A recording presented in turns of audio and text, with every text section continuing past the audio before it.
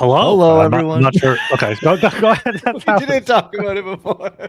I was still doing. I was finicking with I was muting the fucking stream on my own end. Oh my god. Okay. Hi. What's up? What's up? What's up, guys? Oh, this is gonna be terrible. You're gonna have to edit this for the audio out. Edit this out for the audio version. They gotta. They can deal with it. They can deal with it. Oh my god. That's a terrible start. But what's up, guys? I'm Thomas from Broad Street Hockey, joined by Ryan Gilbert of Broad Street Hockey. And we thought we'd just take our Sunday night, and thank you for joining us this beautiful Sunday night. The Oscars are on. Who cares about that? When there's trade rumors. That's simply put. But so we'll just go through kind of what's happened in the NHL overall and how it generally affects the Flyers, because everything affects the Flyers, the Philadelphia Flyers. And yeah, and then go into the latest of the actual rumors to do with the Flyers and who's available and what might happen before Friday on the trade deadline. But before we do that, Gilbert, how's it going? Going pretty well, yeah. Sunday night, yeah, doing okay. You know, big Flyers win last night. I was expecting kind of more rumors around the Flyers today. We got the Cam Robinson tweet about Laughton. I mean, nothing really new from anybody, but yeah, you know, still have a lot of trades this weekend that were pretty surprising. Yeah, there's a lot of movement, and honestly, I was expecting. I think I looked at when the movement really picked up last trade deadline, and I think it was the 28th, and the last trade deadline was on March 8th. So it kind of made sense that yesterday was the first day of a real big here's the floodgates are kind of starting to open, and here's everything starting. So did you want to start with how the trades affect the Flyers, kind of and go through kind of the recent trades and affect the market that the Flyers are going and dealing with? But kind of just do that first. It feels like an easy kind of option or route, right? Before getting to the meaty of the Flyers deadline of the actual rumors. Yeah, of course. Anytime a trade happens and it doesn't involve the Flyers and it involves a player that's similar to a player the Flyers have, of course it affects the Flyers. So yeah, was it yesterday? 3 trades. Let's start with the Seth Jones ones. I think that's the biggest one. That's kind of the most surprising. Seth Jones and a 4th round pick, 26% retained to the Florida Panthers for Spencer Knight and a 2026 first round pick there. So Seth Jones wanted to be traded. He got traded, and the Panthers, got him on a reasonable thing there, which, this obviously impacts the Flyers with Rasmus Ristolainen being a right-handed defenseman with less term. I'm not sure how Seth Jones is right now. I'm not sure if you can really evaluate him on Chicago, but this shows you can maybe get a first plus for Risto. Yeah, it's not a 1-for-1 comparison. I said it, I think it was JPO in the Slack was I have no idea what Seth Jones is, because obviously it's just been hiding in Chicago on such a bad team. And I think of him as take the impact that Risto has and switch offense and defense. Seth Jones is as good offensively as Risto is defensively, and then it's the vice versa as well.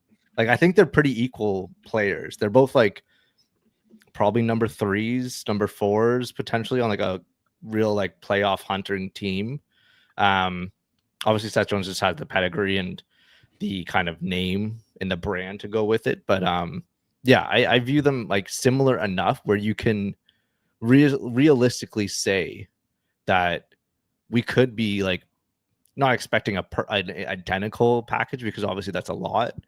But it's a package that's worthwhile, and like you said, it's at least a first round pick. Now, that's the trade, that's the price for getting a top 4 right-handed defenseman that is under contract. Of course, Seth Jones is 5 more years, Risto is just 2 more years, but it's still a significant amount of time where you can point and be this is a problem that we've fixed now, because by getting this player. Yeah, I think it's also good for the Flyers too a little bit, because the Panthers weren't going to be in on Risto. I don't think that's not a player they're going to want to have longer than a few seasons. So yeah, I mean, on the Flyers Penguins broadcast on ESPN, John Buccigross said he would give up a first and a prospect plus for Risto. So hopefully the Flyers can maybe do that there. Yeah, I mean, we've talked about it before. Is anything going to happen with Risto? We don't necessarily see it, especially how Tortorella has been talking about him. But I mean, Spencer Knight, former first-round pick as a goalie, which is kind of crazy for him. I know he hasn't done great, but the Blackhawks got their guy to control there. So yeah, if the Flyers can find something like that, even if they have to give up a third or a fourth with Risto, like I think it's definitely worth doing. Yeah, like I think Seth Jones is a big, kind of like how Mikko Rantanen is. I forget who said it. I think it was Friedman said it on Saturday Headlines or something like that.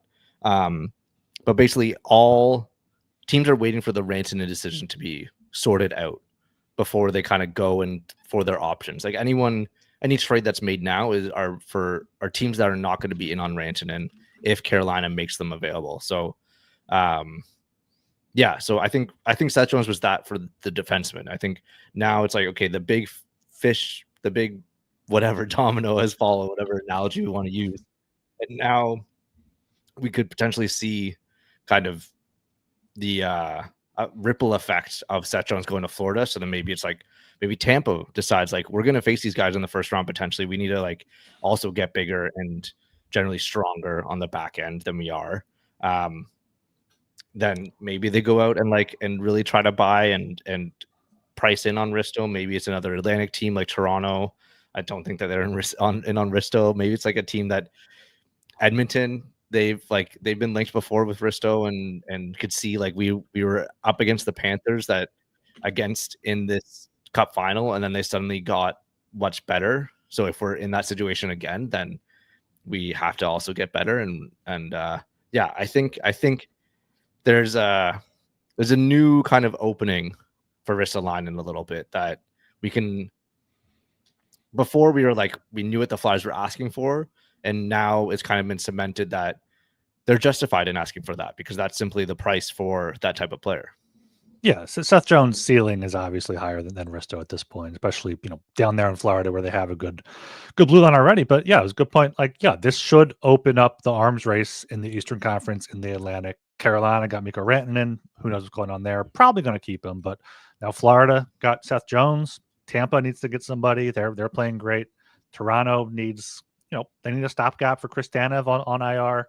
They're in on Laughton too. So like, the East is wide open this year. You can't trust Carolina. Washington, who knows how they're going to be come playoff time. Like the East should be active, and like every East playoff team, or at least half of them, have been linked to Scott Laughton. Yeah, like it feels like the teams are just trying to fill this like hole with Laughton, other than just like it's tricky because also with Florida getting Jones and just generally getting stronger, they've it's not even like that they've come out on top of the East. They're not favorites at all. They're not. Of course they're strong, but 𝙏𝙏𝙏𝙏, you don't know how healthy he is. They played a lot of hockey these past few years, so maybe this season catches up to them, and you don't see them go far. And then like you said, the East is wide open. So I think it's a team that could potentially get Laughton, is trying to get it like just over the hump a little bit, especially with their depth scoring. If that makes sense. Yeah, no, it does.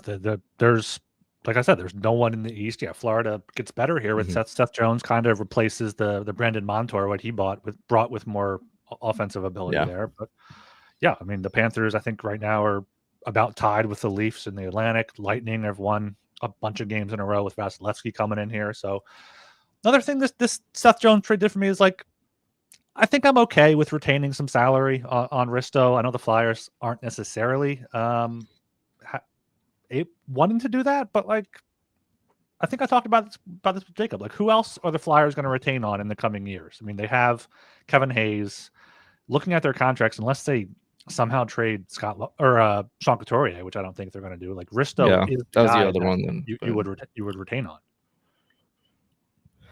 Yeah, but it's tricky because I think having those retention spots are so valuable. Like now Chicago doesn't have any for the rest of the season.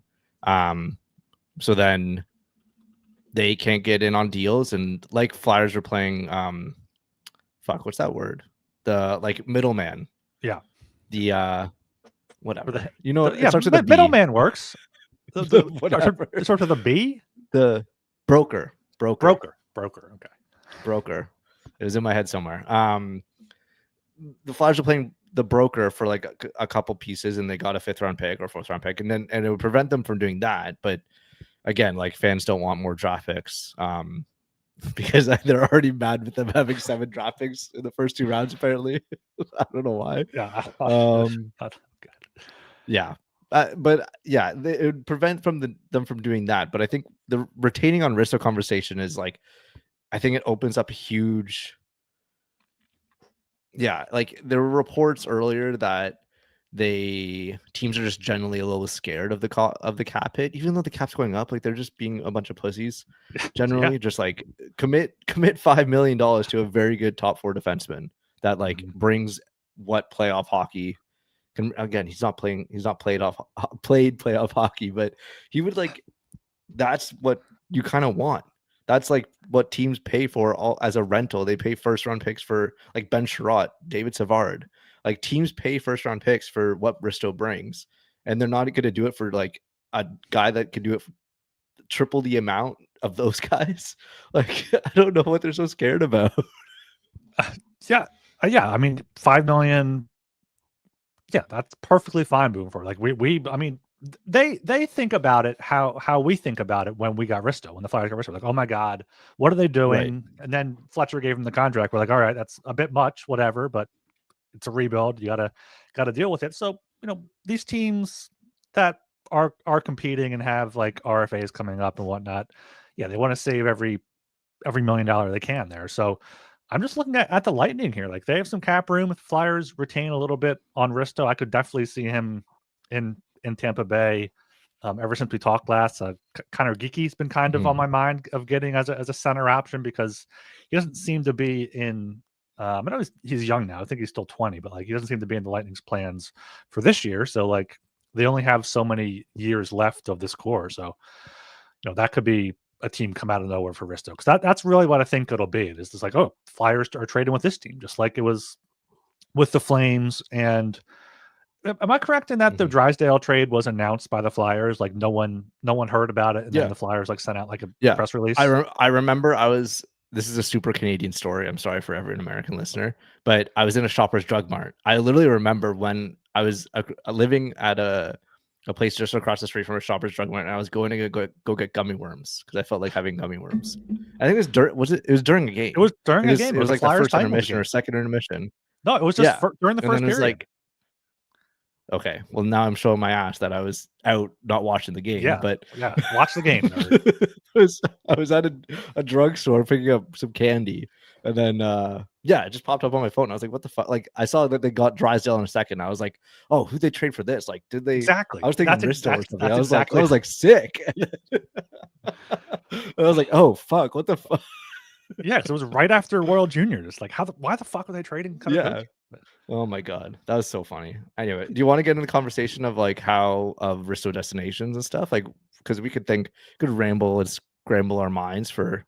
We could definitely scramble our minds a little bit on where Rasmus Ristolainen could go. I don't really think any of these trades that were made impact it. I mean, Avalanche got some depth forward and VC and depth defenseman and Schneider, Lindgren, one of those guys. And then so Risto, Vancouver still an option. Edmonton, Dallas. What? What's that? Sorry, I just saw the chat. Yeah, I shout out to this guy. FJK. Okay. I think it's really interesting. So I'm on Cap Wages, which is like the cap friendly kind of clone, and they have a cool tool that like it shows what teams can fit certain players at the deadline, like just like cap wise financial, so you don't have to think about it. I think there's a total of 21 teams that can just fit Risto right away. Out of the playoff teams are the Flames are kind of there hovering around. The Blue Jackets, Red Wings, Panthers can still fit them under the cap. The Wild, Blues, are they like they're winning a lot? They're not. Are they a playoff team? They're not. Utah, kind of. They're kind of winning. I don't know. I don't think they're going to buy. Canucks are not going to buy, and Jets. So I think and that's with no taking money and like any money back. So I think out of that, we could say some teams, but I think it really comes down to a couple major ones. And I think the first one that I really want to point out is on this list, and it's the Jets, because I think that's just a perfect fit, that it makes so much sense on so many levels. And we've talked about this before on other like streams or podcasts or anything, but with the Jets, it's a fit because first it's Winnipeg. So teams need players on long-term deals. No one wants to sign there as a free agent unless they're a freak. And then every person that they draft will be very cautious. Like they can't draft Americans because they won't want to go there.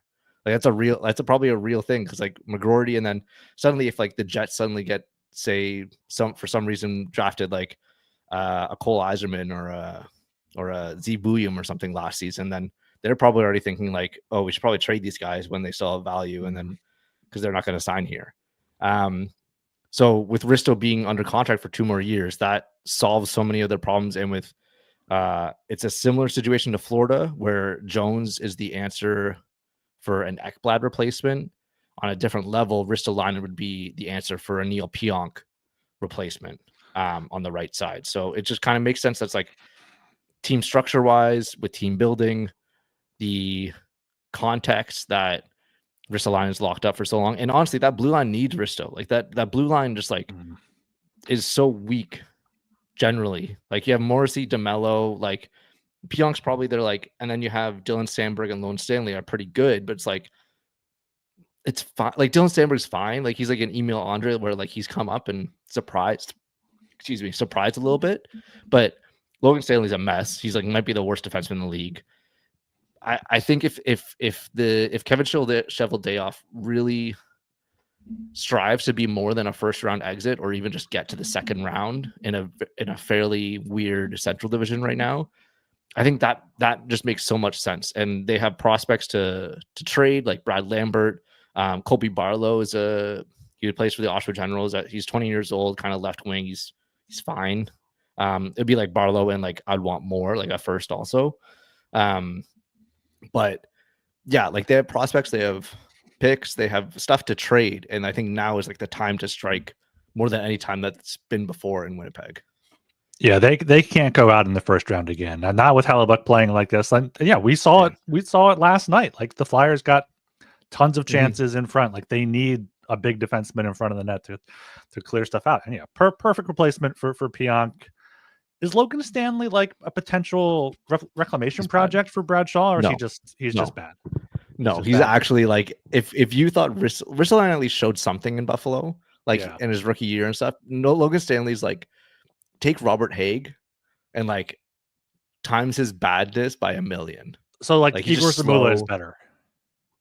Yeah, 100%. I would take Zamula over Logan Stanley all day. Yeah. Wow. Yeah, like Brad Lambert. We have a special guest here. I did not know we were having Kyle chasing the puck. Yeah, hey, how's it going? Sunday night. Love it. Just tuning in. You know? Yeah, just getting a direct stream. Should we? Do you have anything to say about the Winnipeg Jets and the Risto fit while we're on the topic? It seems like to me it's always seemed like the most natural fit because of what you just said, which is no one wants to sign there. We know Risto doesn't like to move, so they are hearing that and they're like, well, let's get him here for 2 years. We'll extend him after that. And yeah, like I mean, we could also. I wonder if we could also offer them Ivan Fedotov, since they saw how elite his skills are against Connor Hellebuyck, and clear even more cap space. But this is just spitballing. So maybe after Thursday, if we play them again, they could maybe dip their toes in that pond. Yeah, they'll realize it. The Jets do also have Gilbert. Do you have another team? Well, I was going to say the Jets do have their own first-round picks in the next 3 drafts and don't have a second this year. So, like, maybe you could get 2 firsts and like give them back a second with Risto or something like that. Like give them the worst of their seconds with Risto for 2 firsts. I don't know. Like the flame, like the Flames second. Yeah, Give them like the flame second, and then you get their 2 firsts, and then that's just call that a day. Yeah. Or I mean, it's not a bad idea. Where does Brad Lambert like value for Risto? Like, would it be Lambert in a first for Risto? Would he? No, I think it'd be piece? Lambert in a second. Okay. I think Lambert is someone that I have really liked. Like like he's the type of player that if for some reason the Flyers get him in a deal, I'd be like doing a 45-minute rant and breakdown on this YouTube channel about him because I love him so much. He's super speedy. He has an interesting story, obviously an American that was like grew up in Finland because his dad played professional hockey over there. Or Canadian, and then whatever. But yeah, like I think he's again plays with such high pace that the Flyers want, a little on the smaller side, so he could potentially not stick at center. But even on the wing, like he's a player that creates so much of his own offense. His AHL numbers aren't great right now, but the Manitoba Moose are like maybe the worst AHL team in existence right now. So it's just generally a bad situation that he's in, and Winnipeg for some reason just doesn't want to bring him up. So it's a situation that I think the Flyers could get their hands on and kind of mold him into a very, very good player with the tools that he has. I love him. That is good to hear about Manitoba because I'm looking at his point totals. He has 4 goals, 25 points in 42 games. But last year, 21 goals, 55 points in 64 games. So like he's definitely he's been playing pro hockey since he was 15 years old. Like he's playing pro in Finland for so long, and then I think now it's just like getting to him this season where it's like what am I doing? Where am I going? Like what's the purpose of me really performing for this AHL team right now, that with no talent around me. But otherwise, we'll get more in depth if for some reason he's in orange and black. Yeah. Would you be more interested in Brad Lambert or Braden Yager? Lambert for sure. I like Yager just because I think Yager is more. He could stick down the middle more, but I think Lambert just has a more of a tool set that I think fits what Tortorella wants, especially with the pace and just high-end skill. I think Yager fits. He could also fit, but I think Yager's like at best a third line center that could play up on a worse team. He might have another like level to his game, but all I see right now is like a third line guy. That might be like a second line, like it might be a top 6 winger, but then if he sticks down the middle, he'd be kind of more deeper. But anyways, you must be mistaken there, Thomas. You said Torch would like him because he plays with pace. I thought Torch coaches the guys to play slow. I thought that was the whole thing. Yeah, yeah. You have to be in the Discord for that. To have that opinion. Gilbert, is there any like other team if we want to move on from the Jets? Because I know that's the most fit, and we'd probably want to spend the most time on that. But is there another team that kind of fits with Risto? I just keep going back to Dallas. I could just see him there in Dallas. I know they traded for CC. They would have to take back either CC or Matt Dumba or some sort of contract there to make it work. But Dallas just seems like they need to make the move this year. They got Wyatt Johnston coming up, needing a contract. Duchesne is on a good deal. Jamie Benn probably take a pay cut, but he's going to be a free agent. And they still have Ottinger on the $4 million deal before he goes up to 8.2 next year. So they need to make another move, and I just think Risto makes a lot of sense there. And get a big defenseman for the playoffs there in Dallas. I mean, they've been close before, could finally put it together, and they traded away their first and second this year, have their first and second next year. And obviously have those young guys like Bork, like I don't think they trade Stankoven, but like they have guys there too if the Flyers do want a prospect. Yeah. What do you think about the Stars, Kyle? The fit there? I just wonder what let me go on Capway just quick. I wonder what their money situation is, and like the Dallas to me has always been an obvious destination because they've drafted so well, and they've drafted guys that when you look in retrospect at the Flyers drafts, you're like, man, I wish we would have got that guy. But so many of those guys, I don't know how attainable they are. I mean, like Wyatt Johnston, good luck. Logan Stankoven, sure, but he's another smallish forward, and we've got Brink, Peltier, Barkey's going to be coming up, and as much as stupid as it is to just sort of not want to go after a player because of their size, because you have already a couple guys who are on the smaller side. I mean, Stankoven has definitely had a sophomore slump. You got Maverick Bork, who's also not huge, but again, I think for me the big thing is money. I don't know. Mm-hmm. They definitely have a need, because after Tanev, it definitely feels like they need another Tanev-ish guy. And do we know? I haven't followed it that closely. Do we know if Heiskanen is like probably going to be on LTI, or is he even on LTI? I think he's on LTIR yet. He's just on IR. Okay, right. And so to me, they could probably do it if we retain, and I don't mind retaining, but they have plenty of players that I would love to get my hands on, but I don't know if you could get them in a Risto trade is kind of where my mind is. Yeah, I think for me, the Stars, their next, like their prospects are at a different level than getting like just a throw in. Like Brad Lambert, you could see be like a team the Jets kind of just give up on him, be like, let's just squeeze our value, and we're not using him in the NHL right now. We're like, the Stars are kind of using their guys, unless you want to do like a Liam 𝙏𝙏𝙏𝙏, huge left-handed guy, and that was the rumor. That was like a proposed trade, and like the fake trade thing on Frank Saravelli's thing. It was just like 1-for-1, which I wouldn't hate that. I like a left-handed guy that's 6'7" and can move, and would be pretty nice just to like that's a better option than Logan Stanley. I was just looking at him. Like, imagine him with Drysdale or with Bonk for the next like 5-10 years. That'd be like, yeah, like that would solve your like every concern about the Flyers blue line being too small. Then you could have like York, Drysdale, Andre, and just be like, there you go, there's the giant guy, and then you have Sanheim, and then just like, okay, fine, we're good. I think that would be kind of a move, but then also like to get 𝙏𝙏𝙏𝙏𝙏, you probably need to take back Dumba. I don't know what the Stars view about him. He's under contract for another year at 3.75. I like Dumba as a person and like a locker room guy, because I was watching the Wild for a very long time.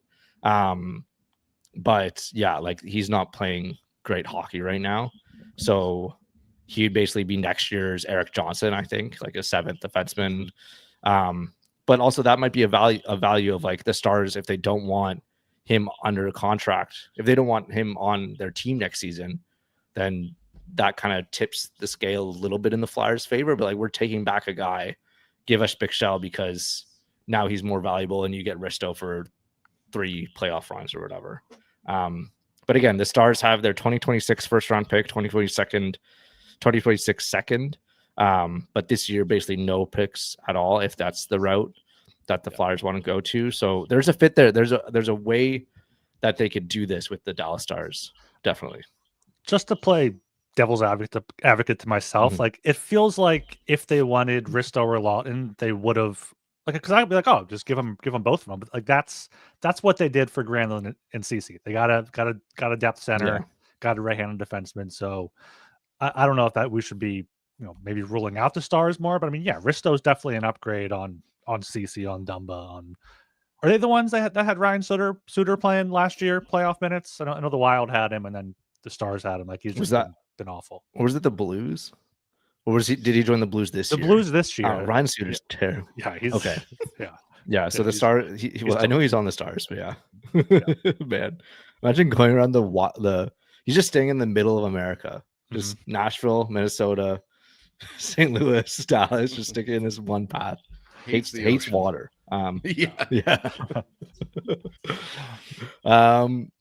Another team that has come up in like a little bit of talks is Edmonton. I think that on ice, I think makes the most sense that they're so desperate. Maybe just because I hear it up here so often and because everyone's paying attention to the Oilers, obviously with the hero McDavid, but they desperately need someone on that right side next to Darnell Nurse just to cement. So they have Ekholm, Bouchard, Nurse, and then just there's a hole right there where, and you could see it a little bit that Nurse is like, I think, and I've said this before on podcasts, but I think he's thinking too much. You see him on the ice and just be like, he is trying to control the play from the blue line so much more than he was previously, and he just seems uncomfortable. Yeah, Alex in the chat says Oilers is who I was thinking. It seems like the best fit. Yeah, like on ice, it makes the most sense. It makes the most sense when it comes to a puzzle and team building. And yeah, like I think it's just I don't know about financial or picks or prospects or anything like that, but on the ice itself and team need, I think the Oilers kind of top all the options right now. Yeah, just the admin stuff here. They have $5 million in cap space. They traded away their first round pick this coming year to us, obviously, but they have a second. They have next year's first and next year's second as well. So, I mean, I don't know what prospects they potentially have though, but they do have the picks. They've Matt Savoy, like who they got back from in Ryan McLeod. He's small again. He's another small guy who's like probably a winger. And then at that point, it's like, are you better than Pelletier and Bobby Brink? I think there's one prospect that I really like. Well, not really like, but there's Bo Aki, Barry Colt's guy. He was on the World Juniors team. I like right-handed defenseman. He's good, but it's not like, I don't think he's a long-term fit. I think Bonk is higher than him. Like he's kind of like, he would just be a prospect that I think would be better suited for another team if Philadelphia wasn't involved. Another name is the guy that the Oilers drafted with the Flyers pick, the Panthers pick that they eventually traded to the Oilers, but Sam O'Reilly. So London Knights centerman, he's fine. He's played a depth role with London. Sometimes played in he's played in the top six, but not on the top line with like Easton Cowan and Barkey. He's played mainly with like Lane and Sim. Now I'm just naming London Knights and showing my junior hockey ass, but Sam O'Reilly is fine. Like he's over a point a game, but like that's kind of generally expected for a D+1 guy on London. So yeah, he's fine. I think his ceiling is pretty low, but again, he was a first round pick, so I think the Oilers would probably just rather keep him around. So yeah, prospects, there's not a whole lot. Again, yeah, it's probably as simple as something just like their first in 2026. I think that's kind of the direct thing that you could just say. And then I don't know about finances. I guess if the Flyers want to retain like $500,000 and then just call it a day. Yeah, I think the one thing that's interesting about Edmonton, like,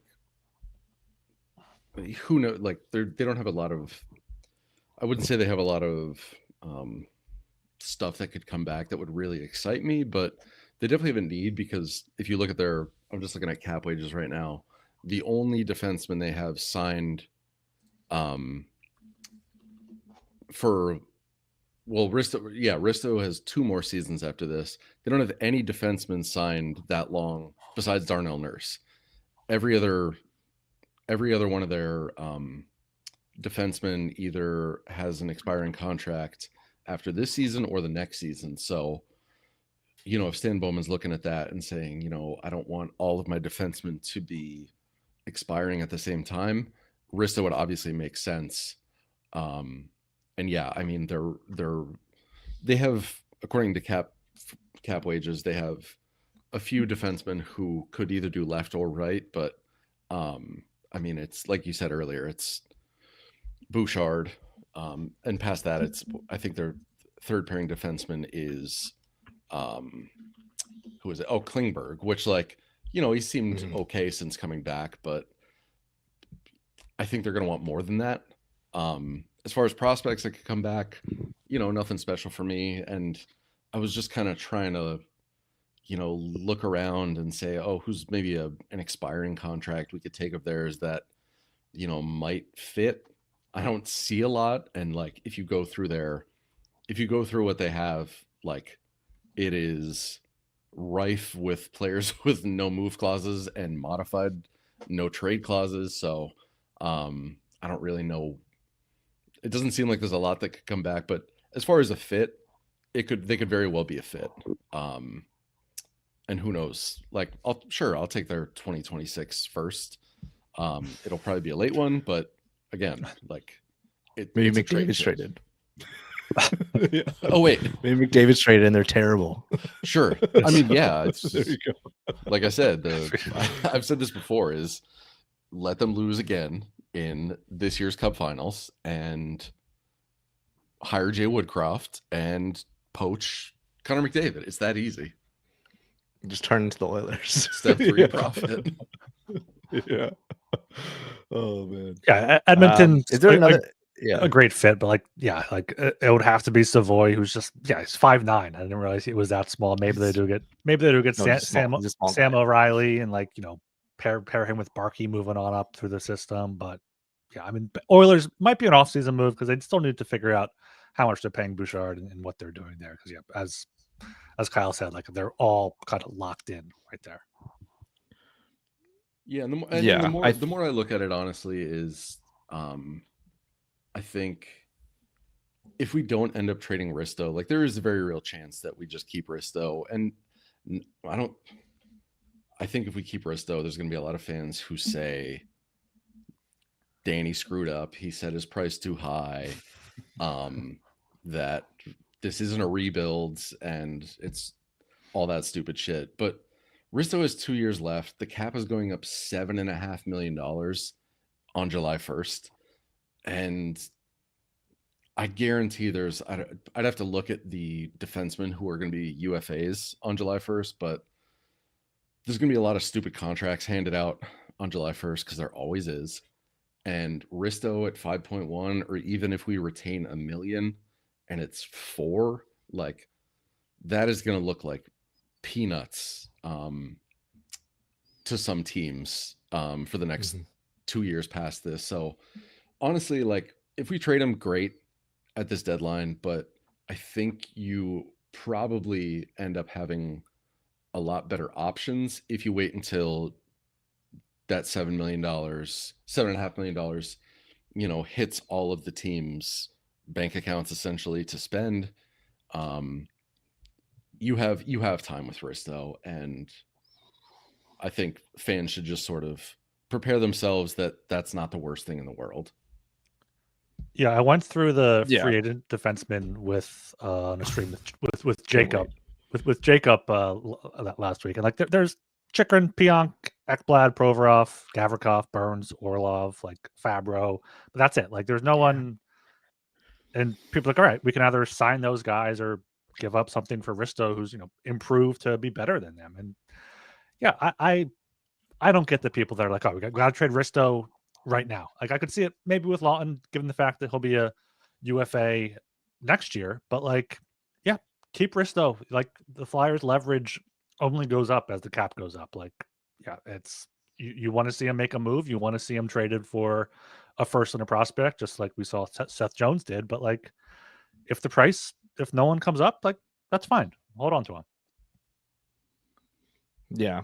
Like the only reason we're talking about it a lot is because obviously his name's come up and his name's in trade boards, but I wouldn't be surprised if he's still a Flyer on March 8th. Like it's a situation where the Flyers have the power, and Danny Briere doesn't want to be known as like a guy that caves in on his price. So he has his like a first round plus.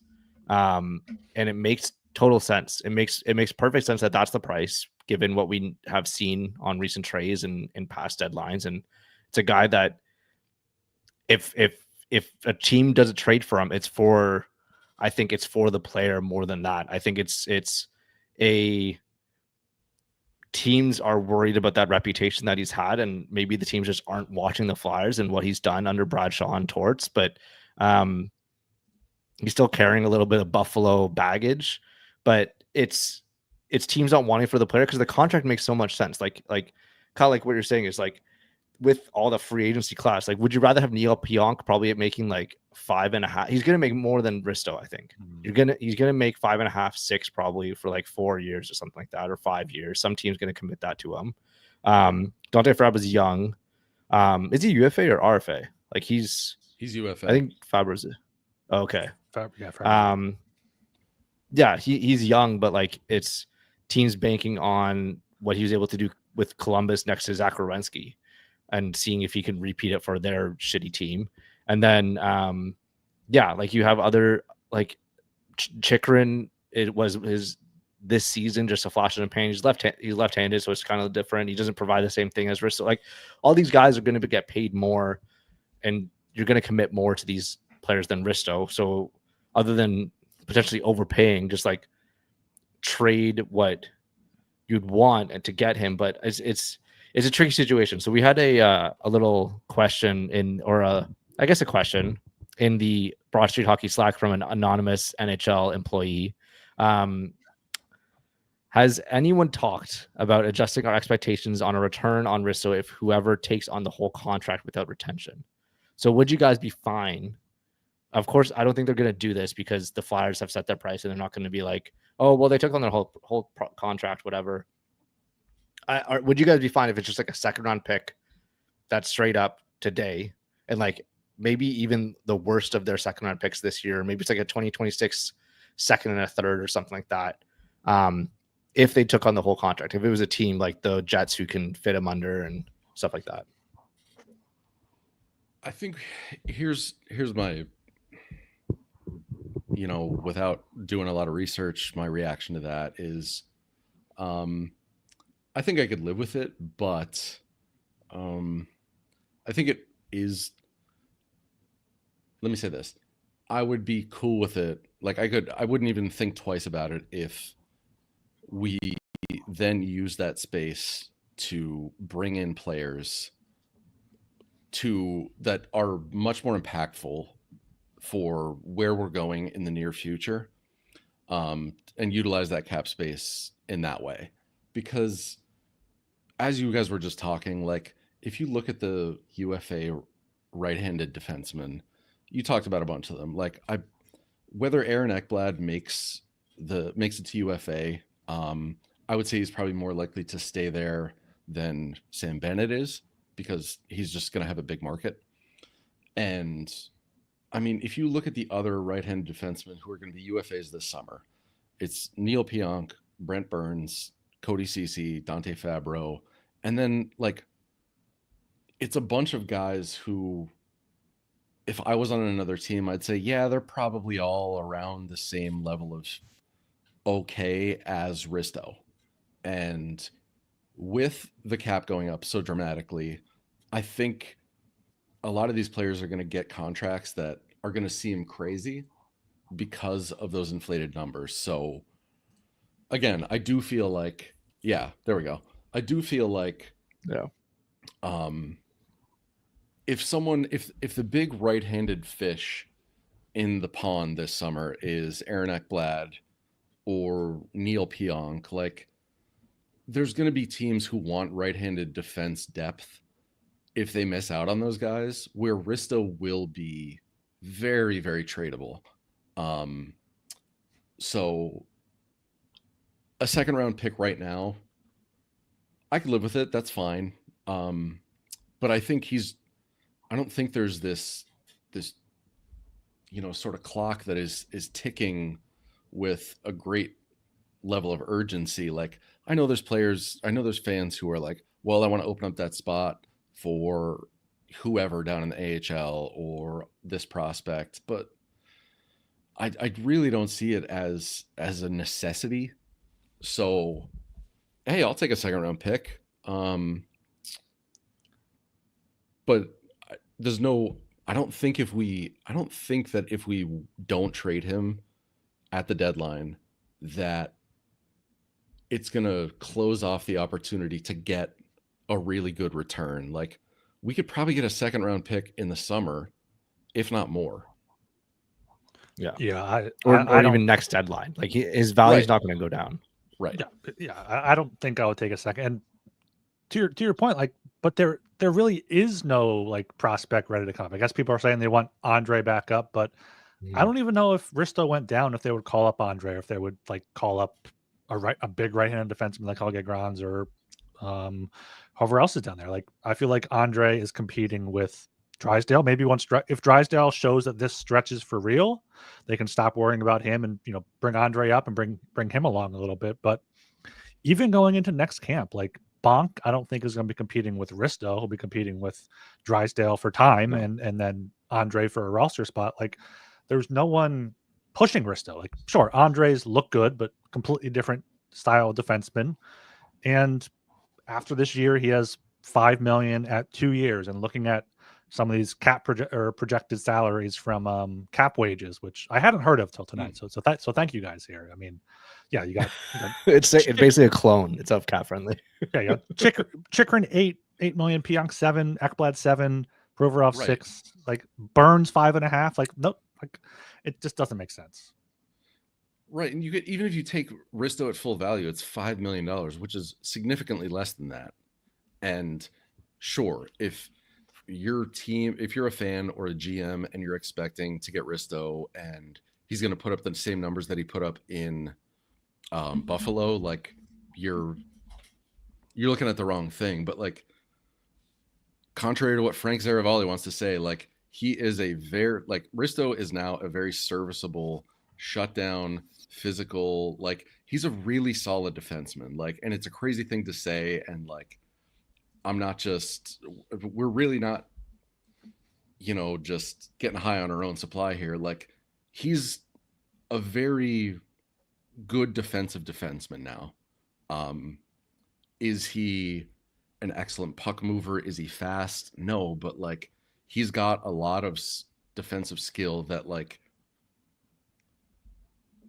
you need it, because the more and more of the current game is puck movers and speed and stuff like that. And if you don't have that, Risto can give it to you. And really, unless your defensive coach is going to completely tell him to do something different, like he's getting to the point where he's almost set it and forget it. Like, I don't even worry about Risto. I don't think about Risto on the ice at all as like, I don't see someone, coming down the ice and Risto's defending and like get even remotely nervous. Mm-hmm. Yeah. Like he's a player that would, again, like it's those players that we've seen move as rentals at the deadline for a similar price that the Flyers want right now with a term. And maybe he just needs like to prove that he's healthy and he'll stay competent throughout next season. So then it's like 3 seasons of sample size that he's this player, and then teams will be like, okay, I'll trade a first for him and whatever. But yeah, I think it's a really interesting kind of to go over the market of Risto. Like, are there any other teams that outside of the major 3? Because I think those are the 3 that everyone can think of: the Stars, the Jets, the Oilers, that you could really see go for Risto. Like, is there a possibility, just like a wildcard team that we could like maybe not at this deadline even, but at the draft being like, we want to take that next step and Risto is our guy, so we'll commit this effort because we want to flip the switch from non-playoff team to contending for it? Is there a wildcard team that you could see from somewhere? I was reading through Matt Larkin's article from January of like who he could see Ristolainen going to. Like, Detroit, maybe. Like, they're always a team that is going for it for no reason. I'm not sure what type of prospects or picks they have, but like they have Sider, and then that's about it on the blue line there. And they are a wild card team right now. They're going to make the playoffs. Yzerman wants to prove that his Yzer plan is working, which who knows if it actually is, but they're on there. Tampa, Toronto, which got me wondering, like, what would a Risto and Laughton package get you from Toronto? And then Vancouver, but Vancouver just get Quinn Hughes out of there. Someone save Quinn Hughes because it's just a mess out there. They're a total. Vancouver's a mess. Like you said, it's a mess. Like they're just counting the days until like they just eventually sell everyone and then are right back into like they're in Chicago territory after getting rid of Besser, Demko, Pedersen, Hughes, and then like Dakota Joshua is their first line center or something like after next season or something like that. But there's definitely teams. Kyle, do you have any like wild card teams you could see? I was kind of just going through it and like honestly, hey, this is sort of the GM exercise. Like I would love to go through the teams who are like, all right, what's their average height on defense and does Risto? But like I honestly even wonder if Chicago would be interested in the summer. Like they have a ton of cap space. Bedard is very unhappy there. They just got rid of their biggest minute-eating right-handed defenseman. And I mean, I don't watch enough Chicago Blackhawks games for a multitude of reasons, but I know Bedard's pissed off there because they suck. I don't know if he's necessarily getting like manhandled or anything like that, or he's getting beat up, but like Chicago would have, if I'm Chicago, like there's no reason I wouldn't go after him. He's cost controlled. He's a deterrent to an extent. And like he plays solid defense. Like past that, that's who comes to mind. And it would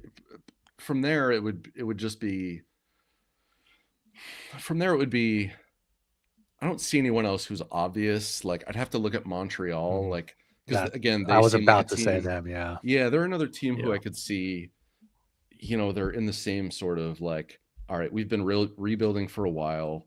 I think they feel like Ottawa and Detroit did a couple years ago, where it's like, all right, we've been rebuilding for a while. We've got a lot of young, good players.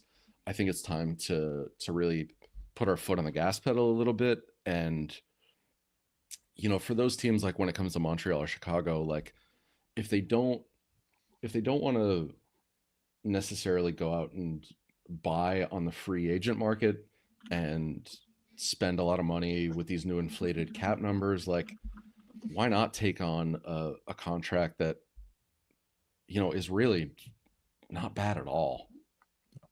What do you guys? How do you guys feel about Kirby Dach? I know he's having surgery to be shut down now, but like he seems like a guy. He's big that could need another change of scenery. I think because he's his name is guy. Kirby, I'm always like, man, he's 6'4". Yeah, looking at his career face-off numbers aren't great, so maybe he's not a center long term. But I mean, he's big enough to be. I think he's a player that is. His size is why it brings the value. Like if that makes sense. Like I think other times you could see a player be like, okay, he's big, but he brings these other things, Tage Thompson, whatever. But I think Kirby, it's like the size is the first thing that you think about, and then you kind of go into, but he can do this and this, and he scores some goals and whatever. But yeah, when you look at Chicago, I'm just trying to look at projected cap space. So under next year, under the 95.5 ceiling, they have $38 million. And of course, they have a bunch of UFAs that they're going to sell off probably at the deadline. Athanasiu, Ryan Donato, Pat Maroon, Craig Smith, and Alec Martinez are all UFAs this summer. So they're going to have to replace some guys, but you could definitely see them try to like fix their blue line basically on one fell swoop. Like, could you see, like, I honestly could see like them sign Chychrun and then also trade for Risto and then be like, there's a pairing there, and then be like, and then you have Korchinski kind of stewing in, Alex Vlasic hanging around. TJ Brody's still under contract for another year, so he's honestly a bottom pairing guy at this point. Ethan Del Mastro, I really liked in juniors, but yeah, like there's guys that I think Chicago, I think, is a very good option of spending all their money. They might try to potentially spend to the cap on shorter term deals, so a Risto for 2 more years, and that's their commitment. I could see it. Again, this is talking about like something that might happen months from now and not this week. But yeah, I think the value of Risto is never going away. That's a player unlike Laughton that we've been talked about endlessly about. He's a very solid bottom six player. Teams are probably internally debating about, like, is there a player maybe in the AHL that could do what Laughton does? Is there a player on, if we just gave this guy more opportunity and maybe like gave him better teammates or line mates, that could he do the same thing as Laughton coming in? That's probably their internal debate. I think with Risto, there's none of that. Like, teams could always use a Rasmus Ristolainen on their blue line. So I don't think that. I think the Flyers could just hold firm. Again, we've already talked about that. We'd be fine with them holding on to Risto past the deadline. But I think it's a player that just makes so much sense that to squeeze all the value out of, because that's not going away anywhere in the NHL. Yeah, hold on to him rest of the season. I mean, Montreal, David Savard's going to be a free agent. They need someone to play with Lane Hudson. I could see that being quite the pair in Montreal. So yeah, he's definitely someone that these rebuilding teams could take a look at. I would say a point was just made in the Slack that if Risto goes to Chicago, he's never sniffing the playoffs also again. No. Playoff Risto will not be a thing for quite a long time. Unfortunately. I'm unfortunate for him, but yeah. Do we want to move on to kind of another trade that happened in the NHL? Kind of looking at a Gustaf Nyquist trade to Minnesota and how that affects the Flyers, because everything affects the Flyers. Every transaction affects the Flyers.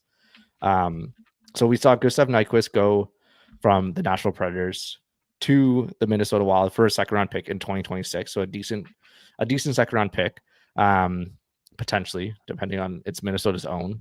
No conditions, no nothing, just a straight-up second for a 35-year-old rental that is not having a good season. I think he has 21 points this 21 season. 21 points in 57 games, baby. Perfect. Last season he was good. Last season he scored like 75 or something. Like, he was good last season, but I think Bill Guerin is like dependent on. This is not even to do with Philly or anything, but I think with Bill Guerin's counting on Nyquist having that kind of season, and that everyone is just not very good in Nashville this year. And again, it's a familiar face, and Bill Guerin's known to do this. Like, I think he's brought Marcus Johansson back a couple times.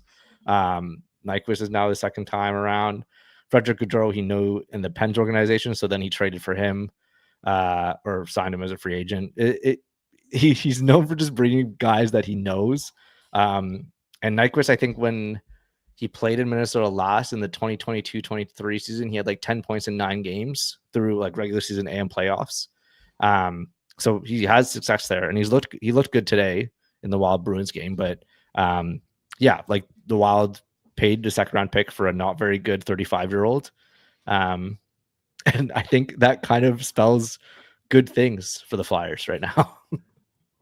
It has to spell good things for Scott Laughton. This is why you don't just trade Scott Laughton for a second, because I mean, Gustaf Nyquist got a second. Like, you can easily get a first for Scott Laughton, or just hold on to him. Like, it does really seem like this is going to be the year where he is traded. But yeah, this trade, you have the Avs trade where they got depth guys I mentioned before. They gave up a second round pick and a fourth round pick. Like, yeah, you've seen second round picks kind of thrown around a little bit too easily. Maybe the Flyers should look that way. Maybe a first and a second if they retain a little bit on Risto or on Laughton or whatever. Like, yeah, I mean, a second round pick for Nyquist, definitely a seller's market. Yeah, I would say so. I don't know how much Nyquist really. I mean, he's a forward, but I think when I think of Laughton, I feel like the way that his market is most affected by the amount of centers that are available, and there's plenty of teams looking for centers. Mm-hmm. And I think we all know that Laughton's probably a better winger, but could do a fine enough job as your third or fourth line center if you need him to be.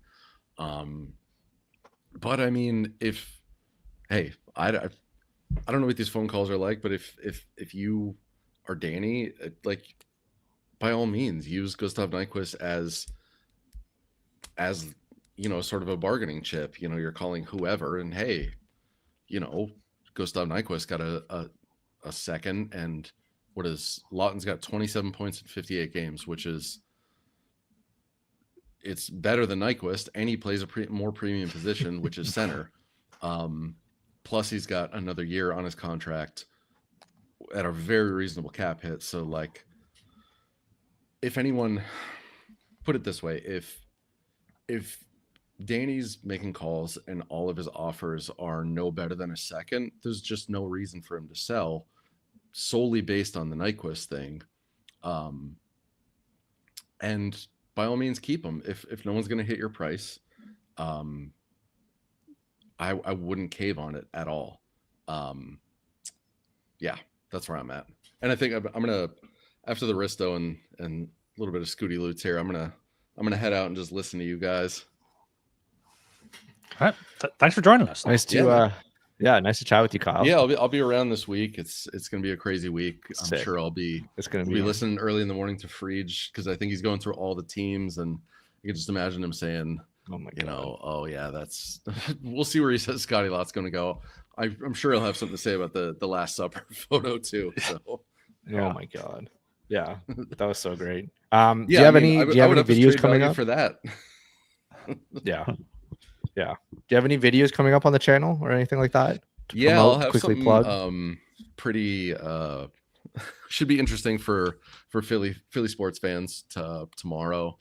And depending on what the Monday morning trade deadline podcasts have to say, I might just throw my own 2 cents up there a little bit, and definitely by the end of the week, even if Danny does nothing, we're gonna have a lot coming on the old YouTube channel this week and going forward. So yeah, stay tuned, folks. Yeah. So I see like 55 people watching right now, so they should probably subscribe.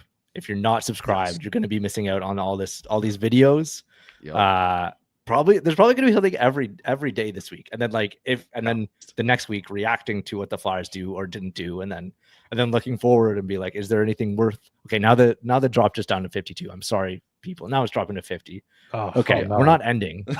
Yeah, and I mean, Danny's going to at least have a press conference for us to. Danny's going to have a press conference for us to read into every word he said. Yeah, so. we'll react to that. I mean, good stuff. Yeah. Kyle, before you go, what are your predictions? Who gets traded and to where, if anybody? I'm going to say the only trade is I'm going to say like Nick Delorier to Chicago. He can be Connor Bernard's best friend now. Good prediction. Yeah. Yep.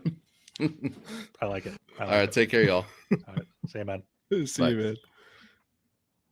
Oh my God, Nick Delorier to Toronto, to Chicago would be so funny. Just like, if they traded Delorier, that's the only move they'd make. I think Danny would legit just be trolling everyone, literally want just everyone to go cause a panic. And I could see it though. I could see it. While we're in kind of like a transition stage, if you're watching live and you got questions, you can put them in the comments there, or you can come in the Discord. I'm going to try to do callers if it works.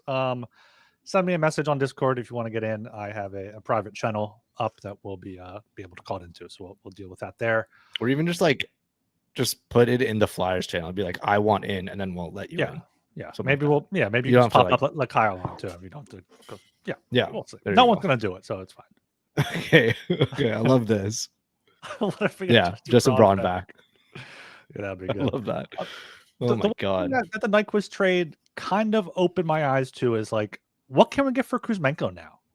Can you get a second for Kuzmenko? Yeah. Can you get a third? Yeah. I mean, especially if you retain half. Did the Flames not do their due diligence on where they could dump him to? Yeah, if that's I didn't even think about that. That's Kuzmenko is more of a what's the word? Comparison. I'm so it's Sunday night. He's more of a Kuzmenko is more of a comparison to the Nyquist trade than Laughton or anything, because they're completely different players. I think Kuzmenko's shown enough that I feel like teams should be more than interested about him in a third line scoring winger, basically what the Flyers are doing right now, but with more talent around him. I don't see them trading for a second because I think Nyquist just has more track record, and the one thing we didn't touch on with Minnesota is they're desperate. They're with Eriksson Ek out, Kaprizov out, Brodin's week to week. He's a defenseman, but still, they're free falling. Like they lost they won tonight against the Bruins or this afternoon, but it was like 1-0. Like that's not showing any signs of being able to compete in the playoffs. Like they're free falling basically without two of like their best players in Kaprizov and Eriksson Ek. So I think the trade was made out of necessity. So I think that upped the value a little bit. And familiar face, I think it was just the best package that Nashville could get, obviously, because it's a second round pick. It's nice. I think with Kuzmenko, I wouldn't be surprised if now it's the third. Like you could see teams like imagine him on Tampa. Like I don't know if Tampa wants to spend $2 million or whatever on Kuzmenko, but like you put him on a second power play unit and a third line, and then like if you get an injury to a Hagel, like if you get an injury to a second line player, then he could probably play with that talent. He's played with Elias Pettersson. You could probably play him with Braden Point if you really want to. Like he might not have the speed or whatever, but Tampa's not a super fast team with like, especially from the blue line or whatever. But any competitor could use him, really, because like, I mean, he could be what Tampa Bay wanted Cam Atkinson to be. He's not really working out there. I mean, Florida, maybe they could always use, another forward with truck down and whatever else. Like Vegas, like they're always in on somebody. Toronto, like why not? Toronto, like you trade him and you trade for him, obviously with like Treliving's known him being in the West, like being obviously with Calgary. I think he was the Calgary GM when he was on Vancouver. I think that timeline works out because I don't think Craig Conroy was there yet. Anyways, so he saw like directly in his division that he was scoring 39 goals with Pettersson. Like imagine him on the second line, and then you could bring Matthew Nyes down or something, or like put Matthews, Marner, Kuzmenko, and then you keep that depth. Nyes, put him down lower. Like there's no reason why Kuzmenko couldn't be in a top six, and then you suddenly balance out your lines more and have depth scoring, and that's what the playoffs are all about. Because I think that's the main reason why teams lose in the playoffs is that they have a lack of depth in their offense, or it's just a mistake in net or whatever. But like I think Nyquist to Minnesota opens the doors a little bit to the possibility that Kuzmenko's gone by Friday for sure. Yeah, I mean, because I was thinking like, or maybe we can just go back in time, have Chuck Fletcher trade JVR for a second round pick or something like this. But yeah, Kuzmenko's the one guy who is a pending free agent. And yeah, I've liked seeing him. 3 points, 5 games, brought good vibes. But if you can get a third round pick, that's a third round pick you can use to trade up in the first, trade up in the second. Like it's definitely worth it. Yeah, like the Wild moved that one spot to get Zeev and that they paid a third round pick to do that with the Flyers. So that's your move if you really like a guy, and you want to move in the middle of the first or move one of those like those late firsts that they have. That's the price, and then you get that for a guy that was just essentially a cap dump. It's just kind of asset management, I think. Yeah, I didn't even think about Kuzmenko like being related to this Nyquist trade, and that's kind of it makes so much sense. Yeah, so we'll see what Danny does there if they do end up flipping him or whatnot. Mm-hmm. Do we want to, I guess, go through that Avalanche trade? We can talk through that one. Yeah. I've mentioned it a few times now. Trade? It was pulling up on the trade tracker. It was Ryan Lindgren, Jimmy Vesey, and Hank Kempf for Calvin DeHaan, Juuso Parssinen, a second round pick and a fourth round pick. Both the picks are conditional to be the better pick that the Rangers have, or the Avs have. So, right. This kind of feels like the type of move that the Avs needed to do. Just get a depth defenseman, get a depth forward. That's just what they had to add for the playoffs. So I don't know if the Avs were potentially in on Laughton or Risto, probably not. But this shows a second round pick for 2 depth free agents is like, all right, well, if you can sell, you might as well. Yeah, like, and it's a second and a fourth, and then obviously DeHaan's just a contract. Like, I think he's just a UFA. he'll just be a guy. But I think Parssinen is a decent piece. Like obviously he played pretty well in Nashville before he was moved. And yeah, like I think Parsons a decent piece, but obviously like if the Flyers got that in a second for Laughton or something, I'd be kind of disappointed. But yeah, like it shows that teams are still looking to secure depth, and obviously the Avs are trying to do it at a certain value. Like they're kind of shopping around the perimeter instead of getting their guy, just like going full force. So I think it just depends on again, like teams that are just want to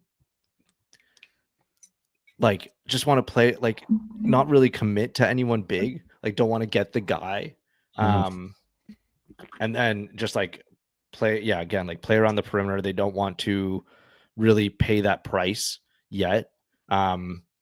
So yeah, like I think that's the baseline of like, this is a depth defenseman, and like you said, like a depth forward, which I think both are significantly worse than what than Laughton and Risto. Yeah. Like Lindgren is Logan Stanley level bad. And Jimmy Vesey is like a journeyman at this point.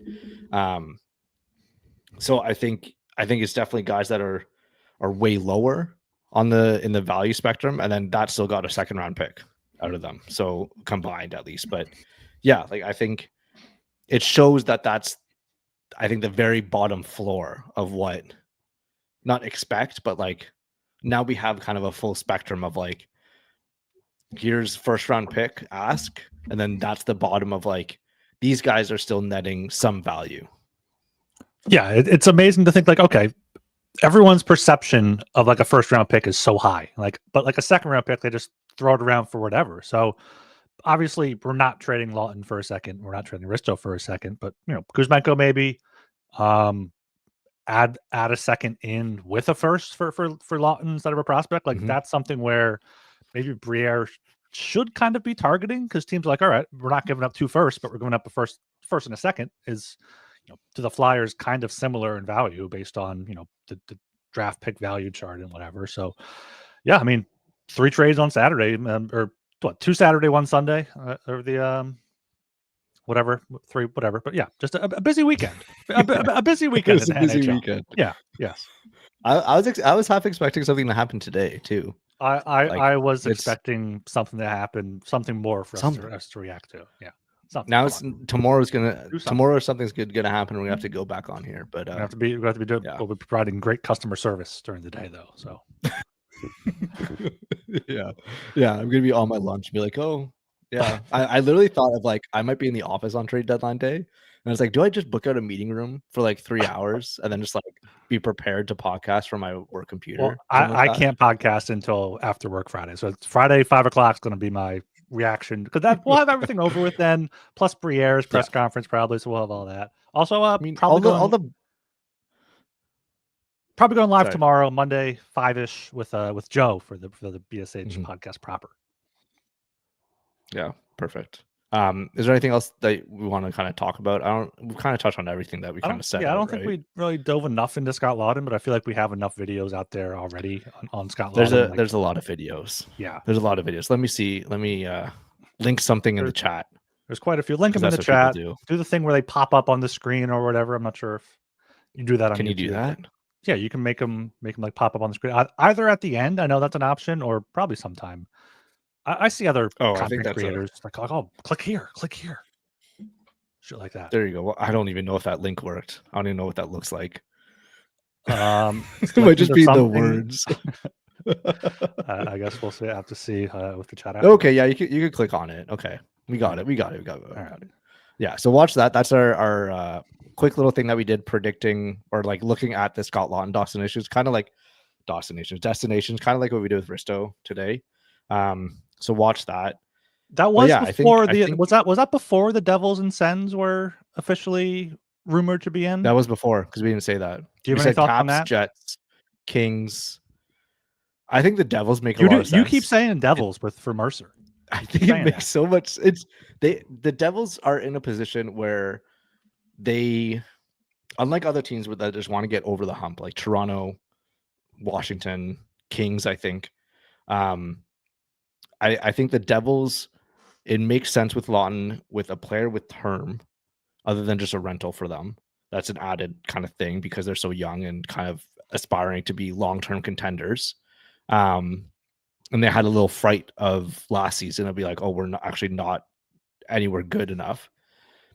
That I could see the Devils on Tom Fitzgerald really just ponying up a first-round pick for Laughton just because we need someone to secure the back end and the bottom six. I don't know what their bottom six looks like. I know Dawson Mercer is there right now because that's a guy that I'm obsessed with. Daily Faceoff has Mercer on the second line. Oh, well, he was on the third line earlier. Sorry. But Paul Cotter, Eric Howla, Stefan Noesen, Thomas Tatar, Chris Lazar, Nathan Bastian. Like, that's fine. Like, but it's like you immediately replace Thomas Tatar's not having a good season. Paul Cotter's fine. Chris Lazar, I think any of those guys could be scratched realistically for a Laughton. And potentially maybe you get Tatar coming the other way. Because I think he has a decent contract. He has a big, sizable contract. He's a UFA, 1.8 million. Yeah. You send him the other way because he's not going to be any use to you. And then that's it. So that's your contract, and that's kind of how you make the finances work a little bit. Because they have deadline cap space 2.5, and then there you go. So if you take Tatar back, you could fit all of Laughton's contract. Yeah, I was gonna say maybe see if they would want Kuzmenko too. Have Kuzmenko slot in on that second line, Laughton in the bottom six. I mean, that's a lot. Maybe they would take back. Sure. I mean, Eric Hall's 3.1 million through the end of next year. He has a no trade clause though. Like, if they can make the money work, I mean, Mercer seems like a guy. What, he had a good season in Vegas and then was traded, or has he always been with the Devils?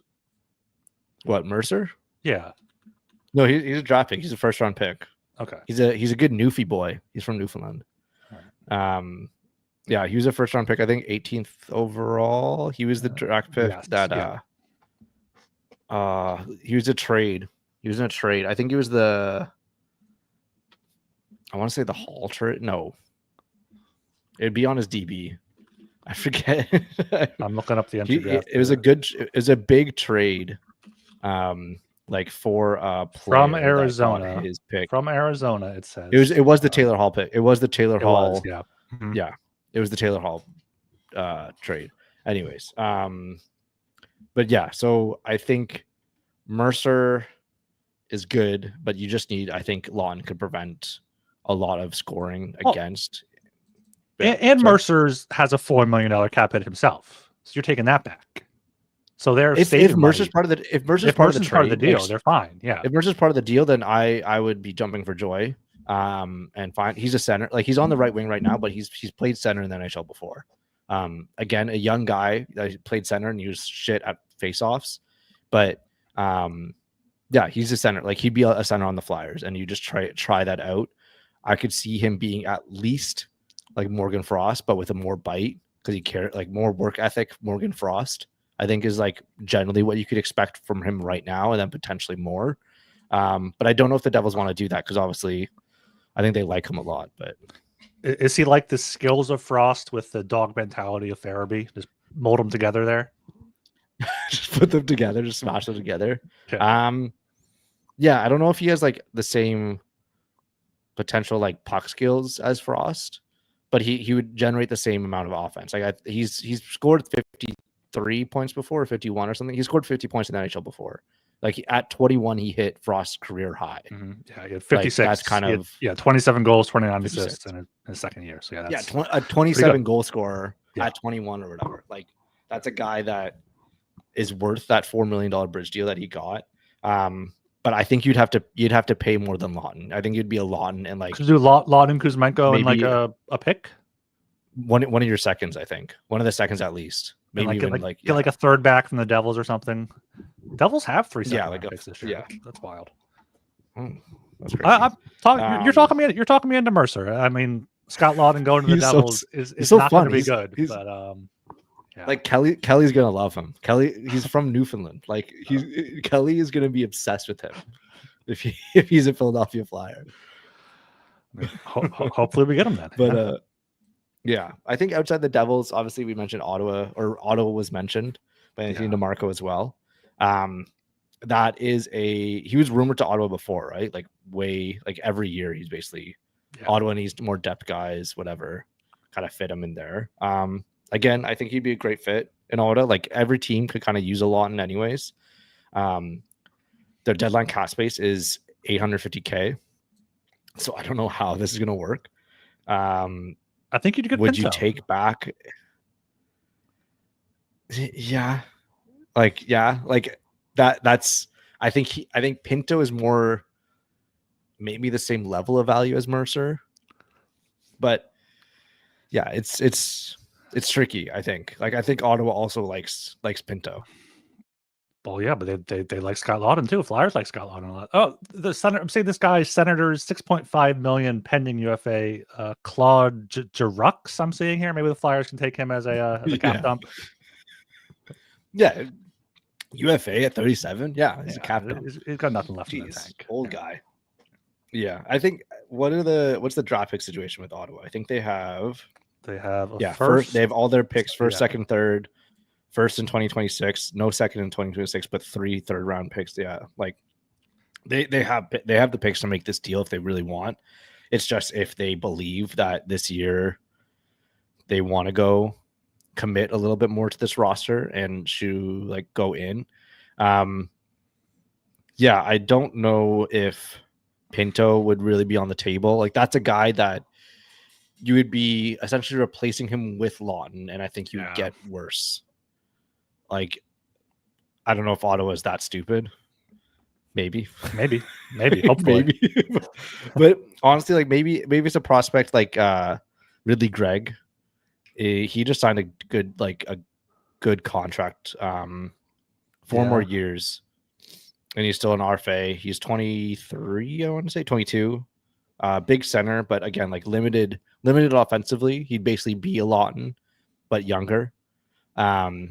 That's what you'd basically get, and it's fine. He's fine. He's not like an exciting player, but I think it'd be Gregg in like a third or something like that for Laughton. Fixes a little bit of the center depth, but again, like if you want high end centers, I don't know if like Luchenko, Gregg, and like whoever and Noah Cates is the most exciting 3 centers to suddenly like really try to contend there. Just add Wyatt Johnson to them, and then that's a solid 4. Okay, yeah. If you top that with Wyatt Johnson, that is fine by me. Yeah. Yeah. I think and also a good thing to point out that there's 0 Sens prospects that are interesting at all. They suck ass at drafting. They're maybe the worst drafting team in the NHL. So don't worry about that. Honestly, if you be taking the draft picks away from them, you'd be doing them a favor. Like they would just waste them anyways. So I think a first round pick is just fine. What about Tyler Boucher? How's he been doing? Oh my God. I think he's in the ECHL. Oh God. No, he has 5 points in 28 AHL games. Oh gosh. Yeah. He's legit bad in the AHL. Like, he's a 4th line AHL guy that was drafted 10th overall. Yeah, that's so not great. Yeah. Not great. I do think though if the Flyers trade Laughton, I do want them to try to get a young center back. Just I don't want to see. I love Rodrigo, Gauthier, whatever, but I want to see, someone come in that we can kind of at least be a little bit excited about. Because like Peltier, he's good. We can be excited about him. Bottom six winger. Get someone like that. It can be a middle 6 center. But ultimately, I think this is just all posturing until Toronto ponies up what they want. Yeah, like I think there's a good crop of decent young centers from teams that are interested in Laughton enough that it'd be fine. Maybe a 1-for-1 or 1 plus a mid-round pick or something like that. This is probably content, so I don't know, but like there's probably like Minton, Gregg, Pinto would be like on the upper echelon. You get Brad Lambert in there. You get like there's a good crop of like centers. Out of Stars one. There's 5. There's 5 potential. Yeah, Maverick Bork. There's our list. Yeah. So like there's a good crop of young-ish centers that I think the Flyers could easily target in any one of those deals, the Laughton or the Risto deal that's out there from teams that are interested in both of these players. So It would be interesting if they go out for one, or they'd rather just draft their own and kind of pair them in the 𝙏𝙏𝙏𝙍𝙏 core that they're developing, or just like get this 22-year-old, 23-year-old that's already had some development and put their own twist on them. But yeah, I think it's going to be really interesting if they make any of these deals. Yeah, and we've talked now almost 90 minutes on this. Elliot Friedman's going to release a podcast in a few hours. It could erase all of it. Oh my god! Yeah, he's going to be suddenly like a trade could happen tonight. Yeah, a trade could happen in hours, anytime, and we'd just be this would be so dated. Yeah, so I think that's a good way to wrap it up. Nothing matters. Yeah, we're all gonna die. Nothing matters. Thank you for listening, and thank you for everyone that tuned in. Probably over 100 of you. Everyone that's live, please subscribe to the YouTube as we kind of march towards 1,000 subscribers. Yeah, Danny likes to trade late at night, unlike Fletcher's 11 a.m. I've said it before. I want Danny to be the known guy that only trades during games. I want him to be the guy that has to scramble, and like that's only happening. The Flyers play Thursday night, though. Yeah, trade's gonna happen. You're gonna be suddenly be like, Risto's hugging everyone on the bench. Why is that happening? Like Risto's just going over to the Winnipeg Jets bench now. yeah. He's putting on a different jersey. Oh my god. But yeah, I think something's gonna happen this week at least that we could talk about. So please subscribe and read broadsthockey.com. Both of us write there extensively. Yeah, I think Broad Street Hockey is the place for independent coverage of the Philadelphia Flyers. And yeah, support us. We're independent always. Mm-hmm. No one's funding us. No one's giving us millions of dollars of bet money to be on YouTube or buy all this stuff. But yeah, we appreciate all the support. Everyone that's reading, listening, and watching. Thank you. And tune in and stay tuned in. I don't know. I'm rambling on. Please like us. I thought that was a fantastic way to end it. If you are a company that wants to give us a bunch of money, we're open. I mean, yeah. We're open. But otherwise, until then, we support all the readers, all the listeners. We appreciate your support. Yeah. Yeah, it's perfect. Go Flyers, go. Broad Street Hockey forever. I think that's a good way to end it. Broad Street Hockey forever. Fuck, where's the outro? Do we need an outro?